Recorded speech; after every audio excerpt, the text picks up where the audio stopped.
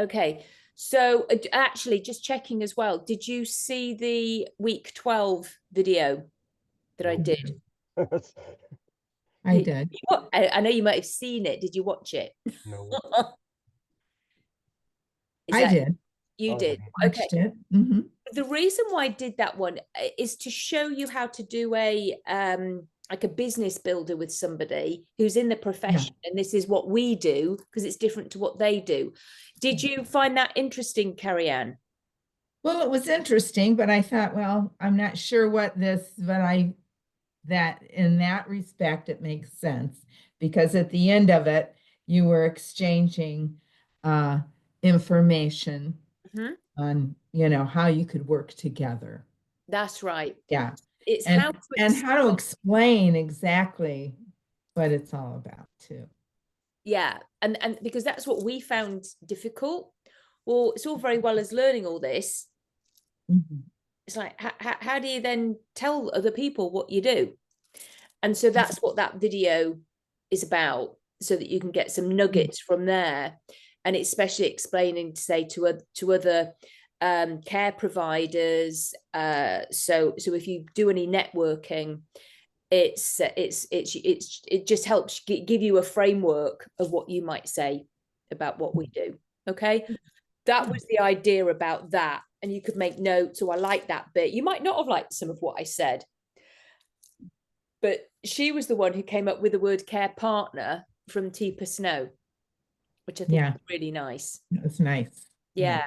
Now, when you saw how much I thought, I went, oh yes, I'm going to use that.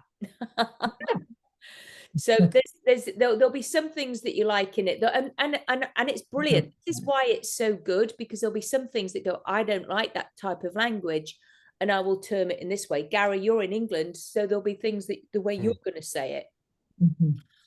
We're all unique, so it's going to be how you say it, and it's but if we're talking to people, we need to have that kind of a framework at least of explaining what we do. Okay, so that's the idea behind that video, because there's me having a conversation with somebody, Mhm. and it's like so that then she sends me clients, and I actually, if there's stuff that that needs her expertise, I will send them to her as well. Okay, does that make sense? Yeah. Okay. Now, so this week, like I said, we've got some questions. People will ask you questions. You'll just get people asking you, well, what about this? What about this? And so now we've got a, and I don't know if you've had time to read any books, like the Dr. Dan's book or whatever, or any other stuff, or you, and Carrie Ann, you've gone through this yourself, and Gary, you are with your own parents, so you'll probably have some answers. Okay, again, we're all going to have different answers. There is no one dementia that is the same as somebody else's dementia, and this is why. Yeah. Excuse me, before you go any further, could you send us also a copy of the book suggestions A that different, you've made? yeah, different books to Yeah, read. a book list. Yeah. Yes, of course. Do you know what? I'm going to take Okay. I'll take pictures of all the ones I've got, and I'll put it in the Facebook group. Oh, okay, great. That's probably an easy thing for you to do. And then if you find one that's pretty interesting, then share that as well. So it's because there's so many, Yeah. But yes, absolutely good. I'll make a quick note. Books. There we go. And of course, I've lent some to some people. I've not had them back. I know how that is. And it's, yeah. How many times has that happened to you? It's very frustrating, isn't it? Yes, yes. It is. And I can't remember which ones they were. So, okay. So here are some questions, and I know I sent them to you, and they will be on another email as I say, at the end. I don't know. We'll do these. Beryl and I did a series. It's called the Dare to Care series, and there's an e-guide which you will all get. And we'll go over each one each week, and then the video that Beryl and I have done with each one. You will get that over the next 7 days when my thing starts to work again. But we will then go over each one over the next 7 weeks, because it's really important that we all have our input into it and explore it, because you will come up with some things that I'm not aware of, or it'll just it's always about, let's think again. What else? What's next? Because like I said, as I was saying before, there is not just one dementia. Everybody's dementia is unique, and you will have both had your own types of journeys with this. So here's some sensitive questions. So how would we sensitively, can't get my words out, communicate to a loved one with dementia that they're unsafe to drive, that it's unsafe to drive? Yeah. Okay. So a friend of mine. Well, so how would you say that to somebody, Carrie Ann, that Gosh, it's not safe to drive? I'm not sure. It happened with a friend of mine. It didn't go over very well. You know, Yeah. other than, I think it's time maybe I can be driving you, or, I'm not totally sure, because there's always emotion, Yeah. right, Say involved music. with it, especially between a caregiver and whoever they are. There is that emotional bond that puts them in that situation. Yeah. Because with my neighbor, he was a car fanatic. He rebuilt cars. He went to all the car shows and stuff like that. So for her to say, "Hey, you can't drive anymore," ugh, Yeah. And so it good. was his identity. So Yes, like part before of it. we were saying about the loss, that's a grief, isn't it? It is a loss. That he Yeah. can't actually drive, Hmm. do what he always did, because there's a kind of Hmm. like, and I don't know, but for some men, I can only imagine there's some kind of power thing behind a Yeah. vehicle. Yeah. What do you think, Well, Gary? What do you think about Yeah, trying to it's an help interesting one because everybody that I've pretty much known with sort of dementia type things have tended to given up driving long before they get to sort of the more dementia stage because they seem to feel themselves that they're unsafe sure. and don't want to do it anymore. Yeah. There. So there you go. You see, no Yeah. problem. No, they feel unsafe and they Mm, wouldn't want to do it. yeah, And a lot of help, I think, is when you get the eye doctor, saying can't drive. So it's not a family's fault. It's Mhm. it's like, yeah, I agree. Damn doctor. So we can blame Yeah. it on the doctor. And you're quite right. So it's about framing it. How can we help the caregiver say this? Now it's very interesting. I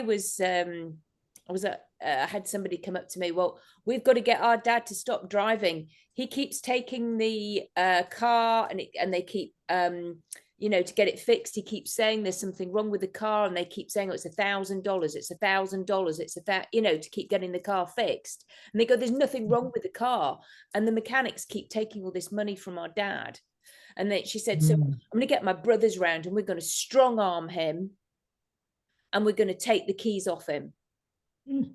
And I went, oh, okay. Or I wonder what it would be like if you did this. Okay. And I gave her an alternative, that you say, if there's so much, we're going to take the car in and get it checked out. And then you say that the car is now broken and it's unfixable. And that is why it's been costing so much. And instead, how about we take you we drive you, or you get, and I don't know, a taxi or an Uber or whatever, Uber. Yeah. because then you get to be and you see the scenery, and you get to have a much nicer journey, because it's so big. I don't like driving now, Dad. It's so busy on the roads, and there's all these jerks coming down from say, I don't know, and this is true in my area, these fast drivers from New Jersey and other places where they're used to driving like crazy people, you know, right up people's backsides and stuff. That's not how North Carolinians drive. It's very lazy girl, you know. And then we've suddenly got this influx, says me, who's English, this influx of people, say from New York, New Jersey, Los Angeles, who are you know, they're all used to go and like this. It's like, whoa, what's happening? So Dad, yeah, I don't like it now. How about you just be the passenger and you get to just have a look around and see what's going on? So much nicer, so much easier. And then we'll let you know when the car's, you know, fixed or whatever. And then the time takes a long time. Oh, it's broken now. Do you see what I mean? I think that's a bit nicer than being strong-armed. Yeah, it is. Unless it backfires and they say, well, I've got lots of pension money saved up, I'll buy a sports car to replace it. Really? Is that what you think, Gary? Yeah. Yeah. But I like the idea of pointing out the positivity of someone else driving, or, you know, having an Uber or whatever, you know. So they're looking forward to, oh, I get to have an experience. It's a different experience or something like that. Yeah, exactly. It's like when you work with little kids, it's the same thing, you know. I know when I was raising the boys, I would say, oh, you're going to start school and you're just going to really love it. You're going to have all these wonderful things. And they are off and running, you know, they're ready to go and have a great experience. So exactly. It's similar to a child almost, isn't it? Mind you, public transport's so crap here that it wouldn't work anyway. I mean, our public transport's awful. We haven't, in my town here, we don't have Ubers. They're not allowed. The council won't allow them. Wow. We've got lots of local authorities are worrying that it's taking money away from licensed taxi drivers. So Ubers are banned. So so I can get Ubers from places like Guildford into where I live, but I can't get them where I live out anywhere. No. So you would have to get taxis. You would have to get them to get, and that's so have the name of a taxi. Oh, and make a relationship with the taxi driver, because that actually happens in England. You have your same one all the time. But they're so expensive here. I mean, the town from where I live is a 30-minute walk, so I think it's like about a mile and a quarter, mile and a half, and it's £20 to get a taxi back. So typically in the evening. So we've got that. Buses are once an hour, but they're once an hour, but sometimes they stop early. I mean, Sunday the last bus is 7 p.m. in this area, Right. and then trains, you know, in and out of London are sort of every hour. But I mean, the last one out of London's about 11 o'clock, and then they don't match up with the bus when they get this end anyway. No. And our taxis, despite being that price, you've got even if you go to a train station, you've got an awful job to even find one. Okay. And if somebody living with dementia, they would probably have somebody with them anyway for a journey. And yeah, you're right, Gary. If they have to, but the and everything it's always money. It's awful. But somebody living with dementia won't necessarily be going out on their own to somewhere because they might never come back. But not at the beginning. But that's why you have to have the times written down, because they get there 10 minutes before the train or the bus so that they're at the stop. And I sometimes think, again, it's like for a whole family, it'd be really useful to have like a lanyard thing, you know, like when we go to conferences. And actually say to the person, my family want me, you know, I have neurocognitive, I can't say that. I have memory issues, which is a much nicer way to say it. If I've, you know, to the bus driver, this is my stop. Please, you know, and I'll sit at the front. Please help me get off, you know. I think that is something that we could get people to do. And again, have a lanyard if you go into a shop and say, you know, I have memory issues. If I suddenly look a bit forgetful, please can you help me, because you never know when that suddenly is going to come on. They might be absolutely fine for a couple of hours, half a day, and then suddenly they'll be in a shop maybe going, well, what am I doing here? Where do I live?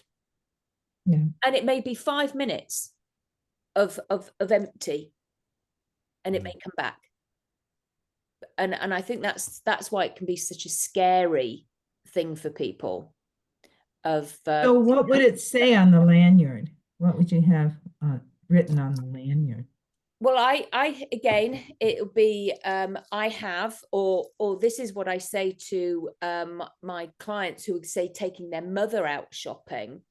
I'm sure we're answering questions here that I haven't even asked yet, but I'm taking my mother. So say I'll be taking my mother into a shop. I would just show the shopkeeper, and I did this with some people. I was taking them shopping. My companion has dementia. I would really appreciate your patience and understanding. And that means that if say your mother walks out of the shop with an item, they're not going to call the police. Yeah.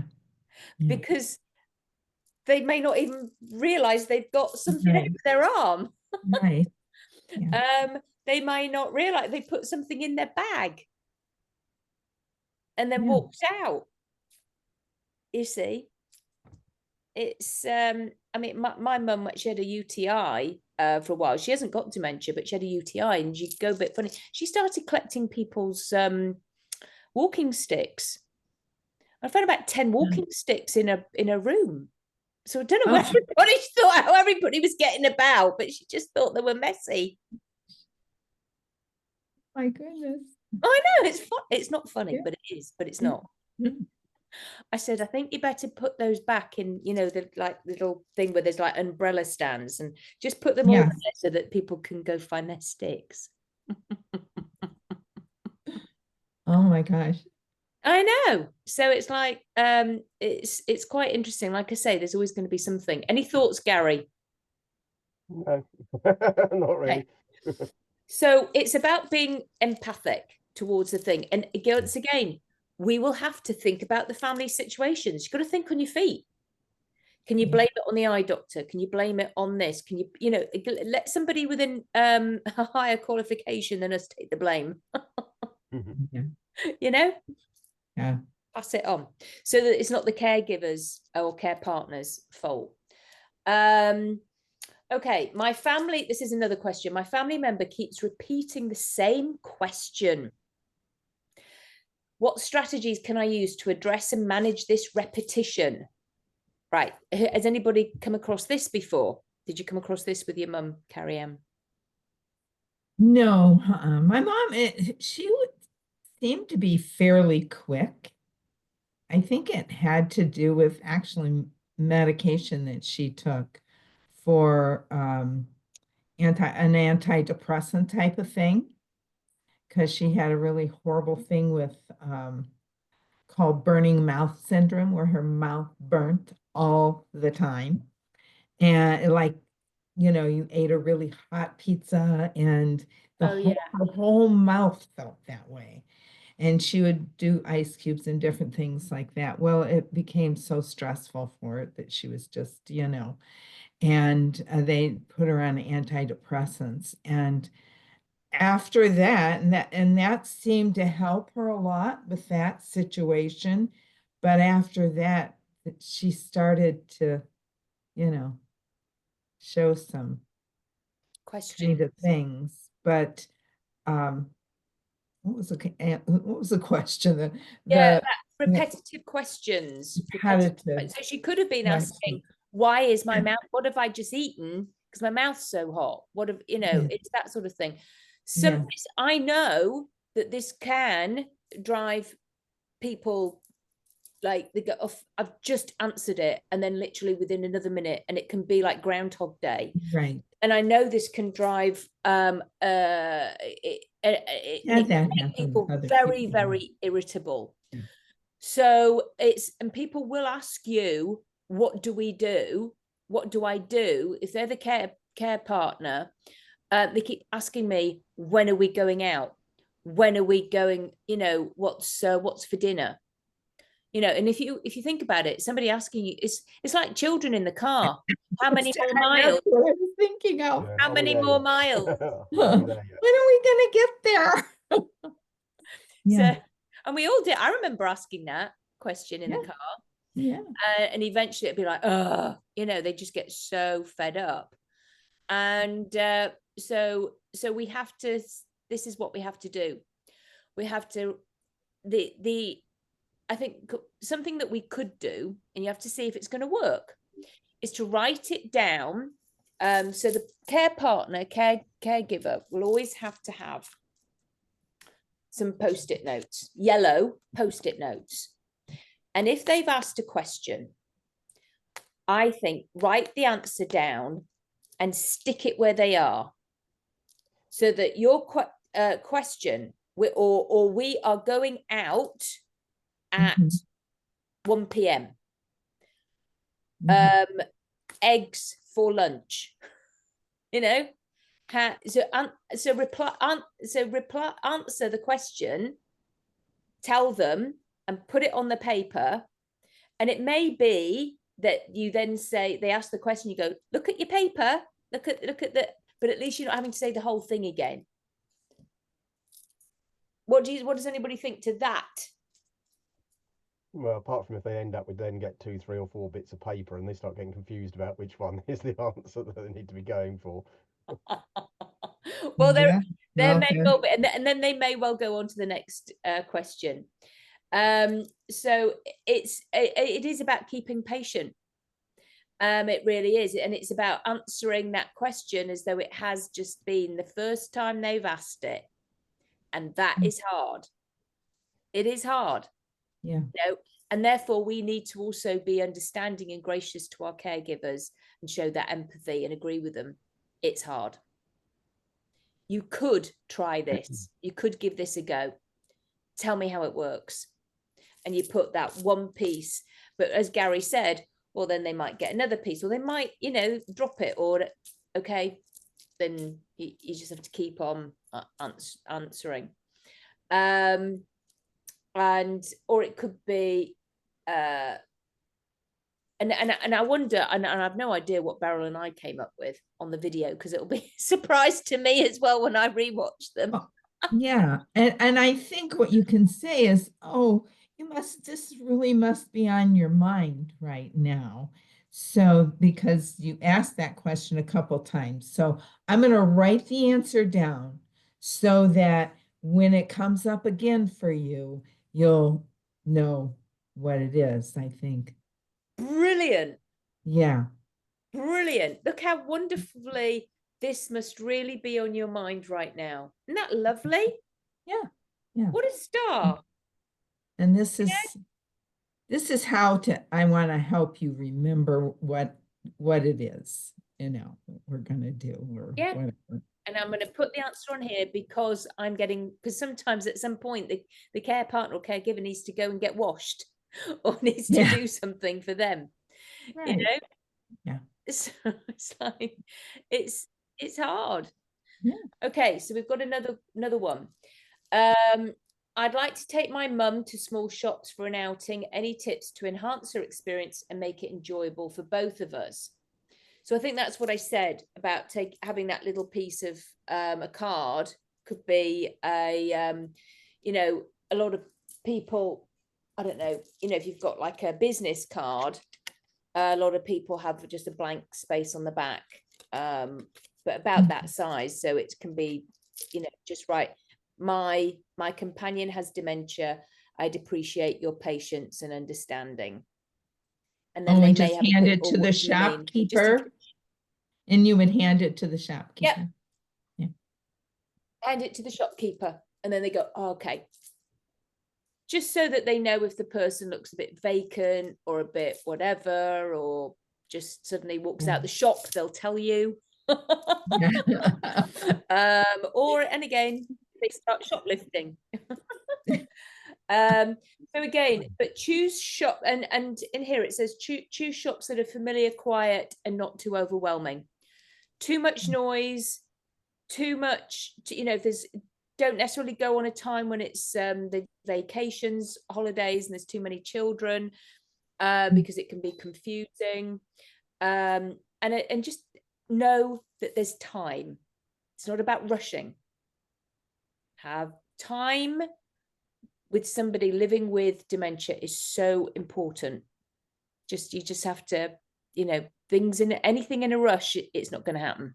It can only go horribly wrong. Okay. And yes, and just knowing that you can leave, that if suddenly they get overwhelmed, that might be the end of the shopping trip for you as well. But, if they suddenly go, I don't like it, I don't like it, I don't, okay, we're going to go now then. We'll go back home. That's it. Okay. So how about this one? My dad is having difficulty aiming in the bathroom. Should I consider using adult diapers? So that's like nappies, Gary. And how do I approach this? Okay, what does anybody think? No, I think the idea that mentioned a raised toilet seat or something like that's probably a better option to start with. Teach them to sit down and do it or something like that. Yeah. Okay. Do you know what? That's so you can get a raised toilet seat, and instead of a man standing and aiming, to get a for him to sit down. Yeah, apparently my father had one, but it wasn't for dementia. It's just because he had sort of problems with movement and stuff. Yeah, apparently it drains the bladder better as well. Okay. When you sit down, so there's less getting up and down in the middle of the night for a man. Right. Because prostate is a thing. Doesn't mean you've got prostate cancer. It's just prostate. It's can get a little bit more difficult. So okay, that's helpful, Gary. And again, you see, if it's a white toilet and a white wall, we know that sometimes spatial awareness is a thing. So gone are the days when we have green bathroom suites, green toilets. Do you remember the avocado ones or the pink ones? We've still got one in our downstairs bathroom, which we don't use. I mean, we've got a nice bathroom, which is a white one, but when we first moved, because we sort of built a level on, we've still got a really old-fashioned one downstairs, which is now basically it's where the cats hang out. It's their feeding and litter room, so we just never bothered to change it. So, but it's quite interesting, but it's a contrast. So it's like, but when there's white and white, a man is like, and they just got to go. They got to go. When you got to go, you got to go. All right. And then they're just like, might pee. And then they're like, well, which bit's the toilet? Which bit's the wall? So this is why there's two things we could do here.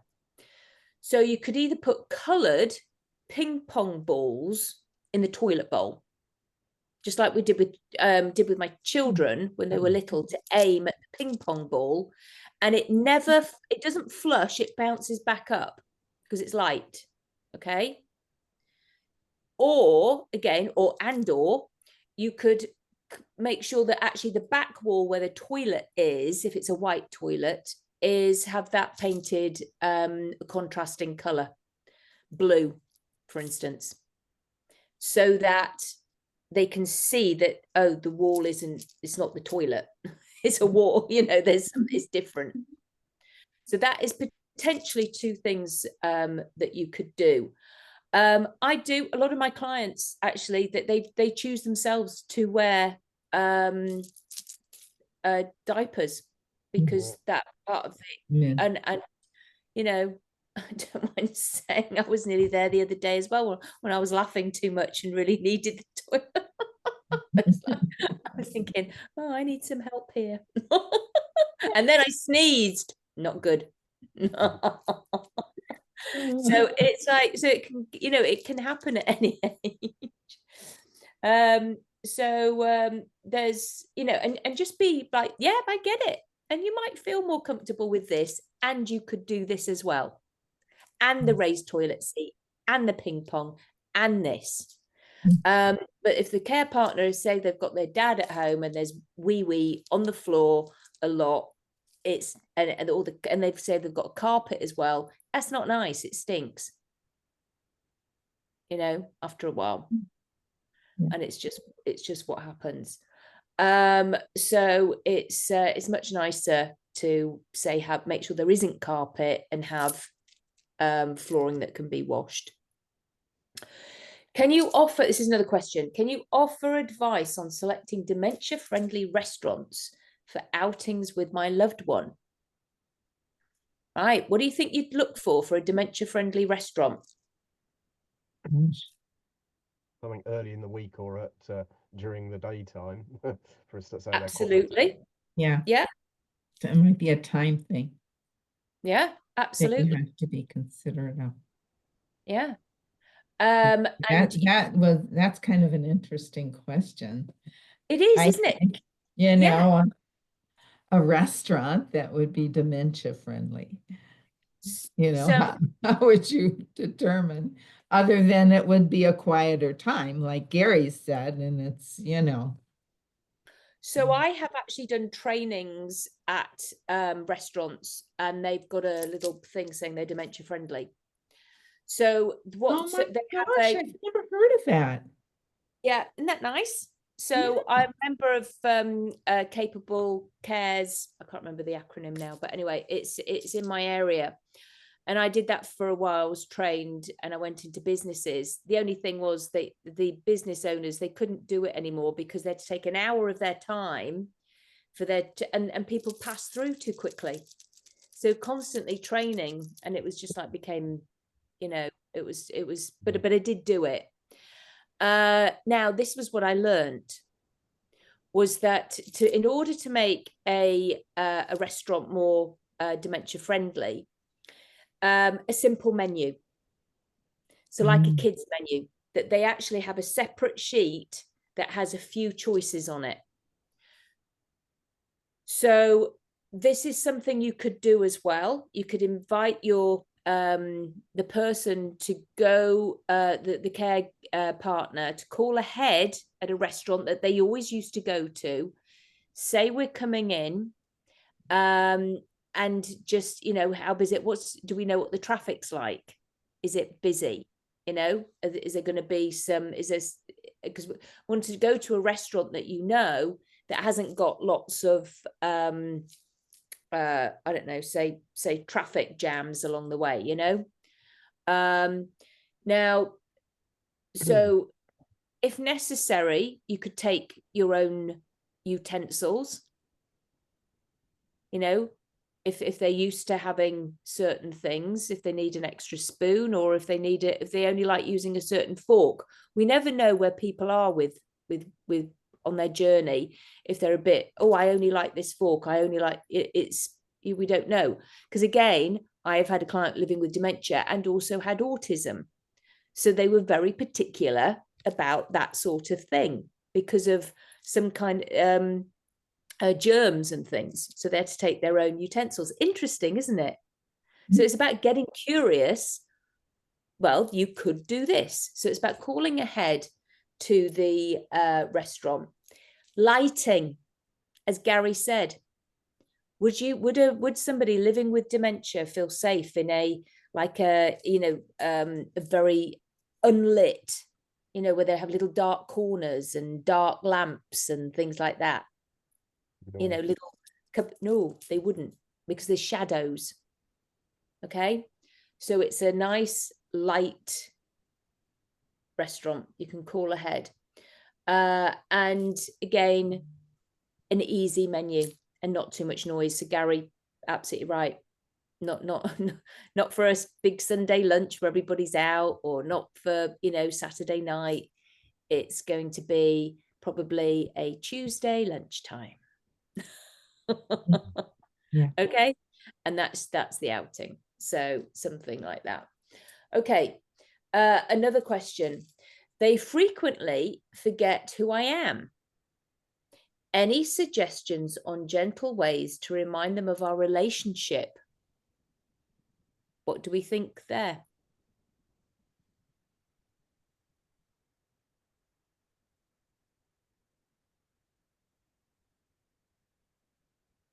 I don't know, that's interesting because actually my mother used to think I was her sister often.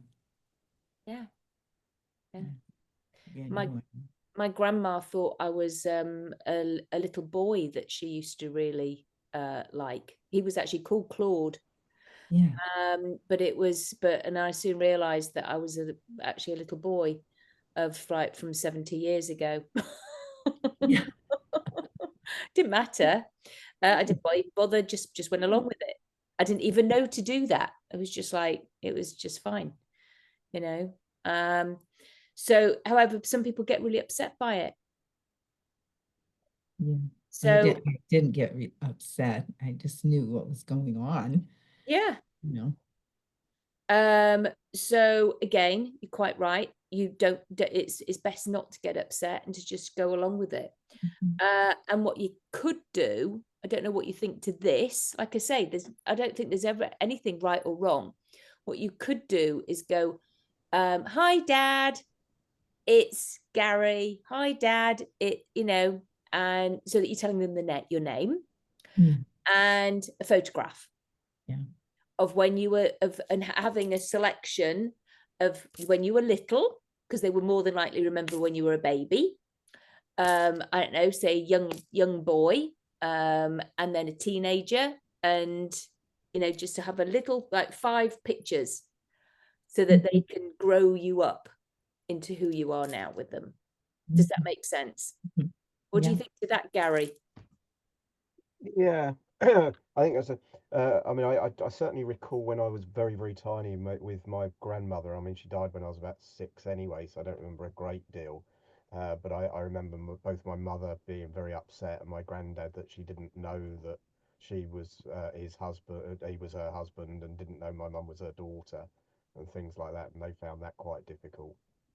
Yeah, yeah, it is, and some people take it really, oh, they didn't love me then, and then that's another loss, isn't it? Mm, That's important for us to Mhm. explain to them it, and maybe do some work on it or whatever that you can. And it's part of the process. It's not them, it's the dementia, mm, you know.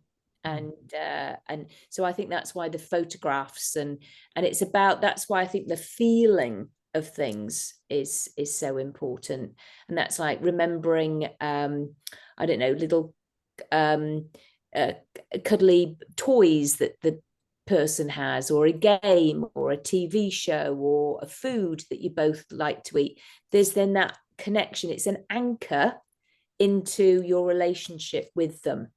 We always did this game, and they'll somehow remember the feeling of it. They may forget you, but they'll never forget the feeling. And if you remember, that's what I said with the bunny mm, talk. If I ever get dementia, to my daughter, I said, will you talk to me with the bunny?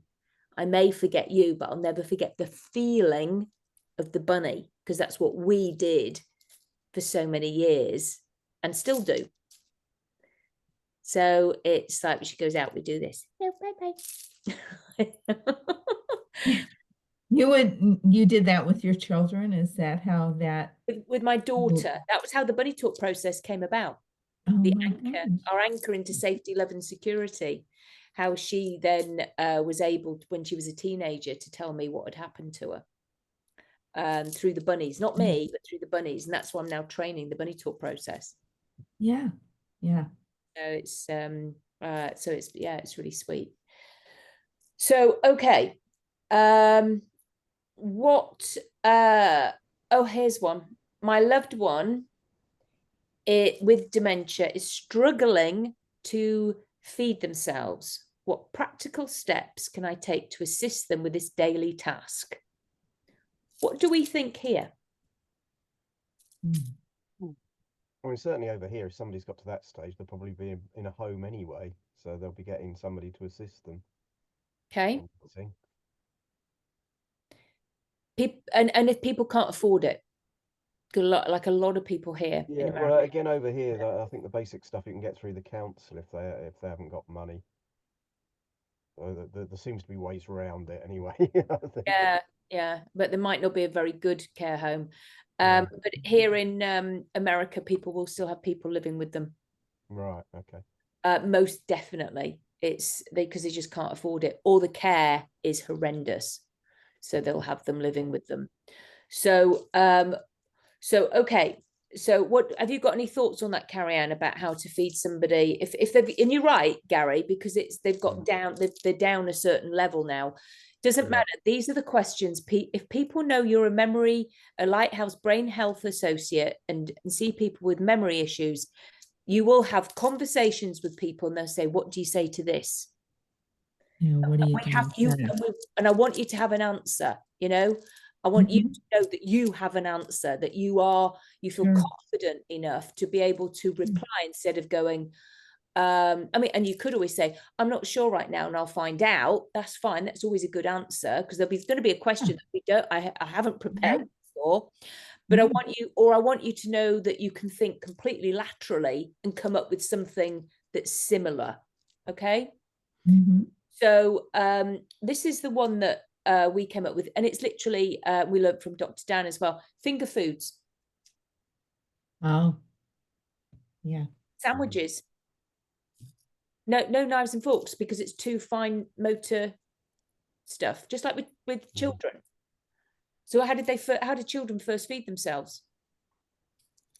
With their hands. Yeah. And that's fine. Okay. So so we have crackers and cheese. Yeah. We have little sandwiches. Yeah. The crusts can be taken off, so it's not too difficult if they've got dentures, or if they just don't like them. I love crusts. I don't know about anybody else. I always love the crust. Grows hair on your chest. That's what we say in England. Or it makes your hair curly.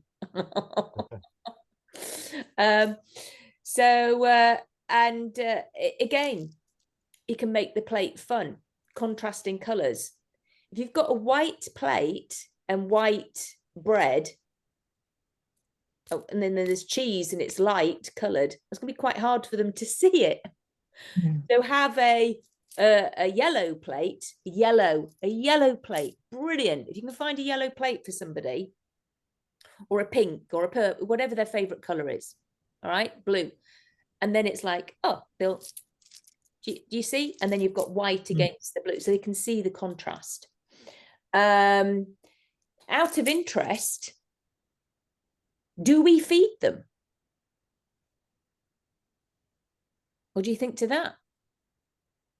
Well, I guess if they're in the home environment, not in a home, and they're incapable of doing it, then yes. Yeah, because they've got to eat. Yeah. What about, because they may forget next steps, what about sitting at the table with them, and then you are eating as well, because they may forget. They know there's food there, but they know it's got to go in their mouth, but they're not quite sure of the next step. Now, if I'm suddenly then putting something to my mouth, what will the person do? Hopefully mirror it. Absolutely mirror it. Absolutely copy, because monkey see, monkey do. And that's how we can get people to keep on building that brain synapse so they live well with dementia. They are still doing that for themselves. Does that make sense? Because when they're doing that for themselves, that is in their own head a small win. They are still feeding themselves. And that can only be a good thing.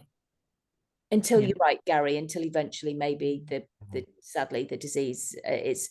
However, I think it's always about encouraging the person to do what they can. If we disable them and start doing things for them too quickly, just like with children, who are continually doing something for a child, they'll never learn. So we've got to keep on showing.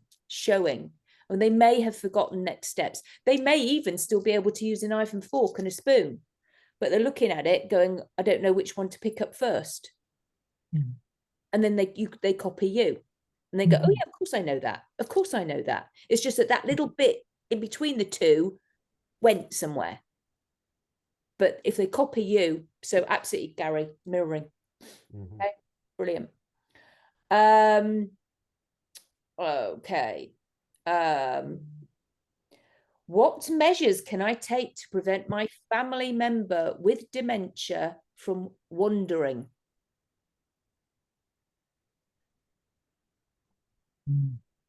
Yeah, what do we think to that one? Well, Well, quite a funny one on that one. My father's care home, and okay, he's not in the dementia unit. I mean, yeah, they have some that are sort of pretty well sort of gone, but they're still not considered to be bad enough to go into the other unit. But they've got door locks with codes, and I'm surprised they haven't had a mass outbreak, because it didn't take me about 2 minutes observing people to work out the codes to all the doors of 1, 2, 3, 4. Okay, so easy to get out. So it's a code of some kind of a lock that had a code on it or something. but at home, you've got Yeah. somebody at home, and then I mean, we hear this all the time. They've got the person, I've lost, they've left, don't know where they've gone. Yeah, I know, I hear it too. Yeah, the very early days of my grandmother was like that. She never got lost, but I remember a couple of times, sort of her daughter sort of coming home, being there, and she'd say, "Oh, I've lost such and such. I can't find such and such," and sort of so her daughter would look round and say, "I'm not sure. Where do you think you might have had it last?" And she'd sort of say, "Well, I think I might have left it in the post office." And then she'd say, "No, no, you won't have done, because you haven't been out for weeks. You haven't been out for weeks." And then we'd check with the post office and find that, yeah, she'd actually wandered to the post office that day and left it there. Oh my Absolutely. gosh. Well, I'm telling you, do you remember in my story, it was my grandma who was wandering. And I said, it's not wandering, it's called walking with purpose. So the person living with dementia is walking with purpose to somewhere, because it was always the vicar that found my grandmother, in the church. So she was going to the church, but they said she was wandering. So she wasn't. She was going to the church, because he always found her. I mean, how ridiculous. So your grandmother, so then she was locked away. Well, why didn't somebody just take her to the church once a week? And I never realized any of this until I'm sort of like my age doing this. It's like, oh my gosh, we get curious. Where would you like to go? What was your plan? Where were you going? Oh, I'm going back home a lot of the time. I'm going home. Because now they're living with you, I'm going home. Okay, that's nice. Tomorrow we'll go for a drive and see the home. And yes, we'll go home tomorrow. But and this is where sometimes they'll forget by the next day.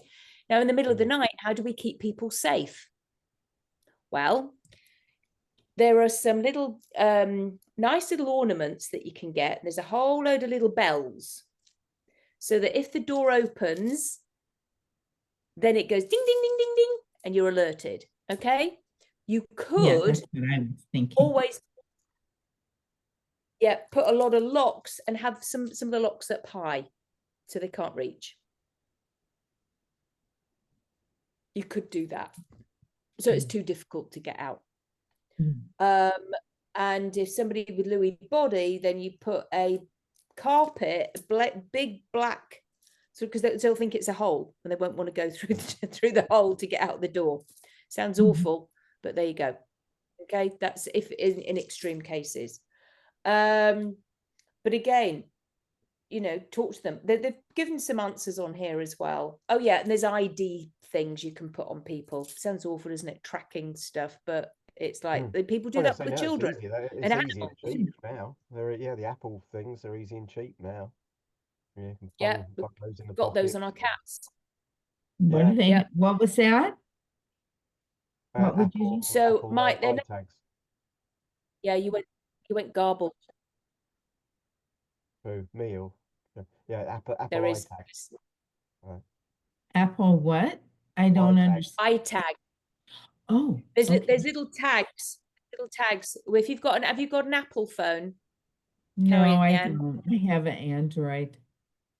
You can get Okay, them flat but as a lot well. of people have got Don't know whether you can. No, because it's white. It doesn't come in. It's no. It's blend. Oh, there you go. Oh, I can see. I can. One Yeah, of there you those. go. Yeah, is that yours, Gary? Yeah.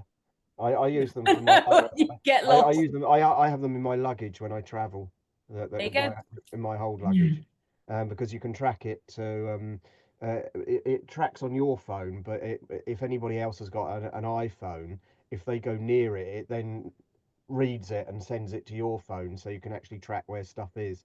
So it's useful to know where your luggage is at airports and things like that. I Oh love it. my gosh, There you that is go. fascinating.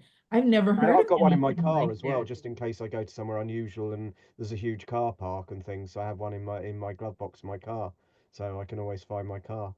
Yeah. Oh my gosh. Oh, Now what there's a another thing. Are you forgetting where your car is? Absolutely brilliant, Gary. Generally, no, but just in case. I do. I lose my sure. car. It's well, fortunately, I've got the flag of England on it, so I can see it. But it's black, and so are so many other cars.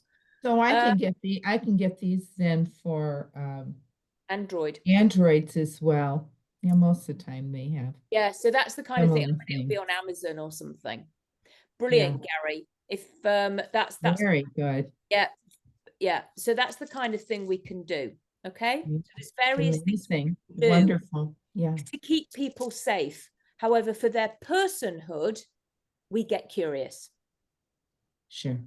Okay. And then if we can, then we do that thing for them Yeah. so that they aren't wandering. Like my grandma should have been taken to the church so that she didn't wander. Inverted commas. So my loved one struggles. This is the last question. My loved one struggles with dressing themselves. What practical steps can I take to assist them with this daily task?